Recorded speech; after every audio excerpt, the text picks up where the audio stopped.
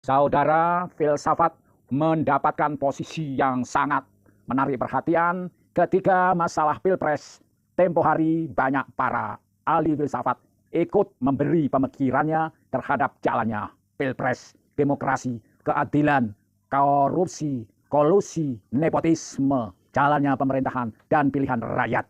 Dan ini terus berpengaruh pada sebagian gelombang masyarakat kita, namun kita sudah tahu hasilnya tidak berpengaruh nyata. Oleh karena yang dikritik tetap menjalankan misinya dan aksinya dengan gagah perkasa oleh karena kekuasaan yang di tangan. Nah, apakah sekedar itu, saudara?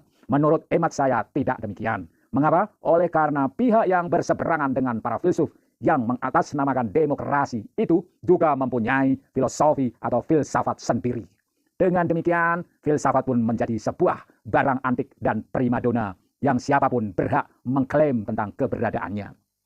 Ada seorang bernama Rustanto dan Keraf yang berpendapat demikian tentang filsafat. Menurut pengertian Rustanto, tidak ada gunanya mendefinisikan tentang filsafat karena pertanyaan apa itu filsafat merupakan pertanyaan filosofis berkenaan dengan itu daripada mendefinisikan tentang filsafat, maka lebih produktif menanyakan mengenai apa yang dicari filsafat. Sedangkan Keraf menunjukkan bahwa pertanyaan pertama kali muncul pada saat seseorang mempelajari filsafat adalah apa filsafat. Pengajuan pertanyaan ini menandakan seseorang sedang berfilsafat.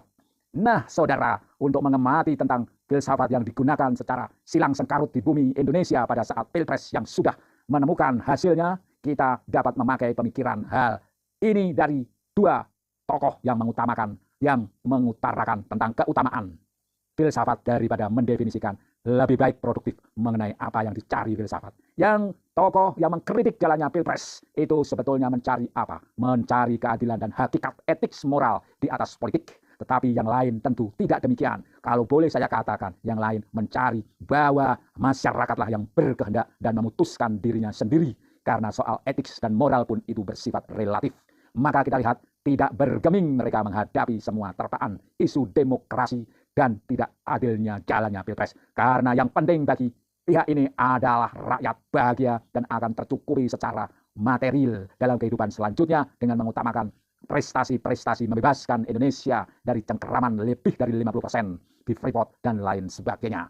Nah, dan yang pasti terlepas dari pro kontra ini, bila mana kita pada saat ini membahas tentang hal itu dan mencari tentang hal itu, berarti kita sendiri sedang berfilsafat. Dan ini saudara, kita dapat mempelajari dari sejarah filsafat sendiri yang dikembangkan oleh bangsa Yunani di berbagai kota pada zaman Yunani kuno, di mana masyarakat Yunani mengembangkan filsafat karena adanya perubahan pada masyarakat Yunani pada abad ke-6 sebelum Masehi dari masyarakat agraris menjadi masyarakat bersektor perdagangan internasional yang berdampak munculnya puluhan kota mandiri seperti Athena. Nah, yang kedua, kondisi itu mendukung perkembangan rasionalitas yang baru karena kemakmuran ada sehingga menciptakan iklim yang kondusif bagi manusia untuk berpikir lebih baik guna mencari jawaban atas berbagai permasalahan. Lantas yang terakhir, berkembangnya bentuk negara demokratis sehingga orang bisa berpikir lebih bebas dalam menganalisis dan atau mencari tahu jawaban masalah yang dihadapi ataupun yang menarik baginya. Nah, dari situ, kata filsafat yang berasal dari Yunani dapat dilihat dari segi etimologis, terminologis, filsafat sebagai pandangan hidup, dan filsafat sebagai ilmu. Dari penjelasan singkat tentang filsafat ini, maka kita dapat berfilsafat bahwa sesungguhnya silang sengkarut antara kubu yang mengatasnamakan filsafatnya paling hebat pun dapat dihadapi dengan gagah perkasa oleh karena masing-masing mempunyai cara pandang sendiri.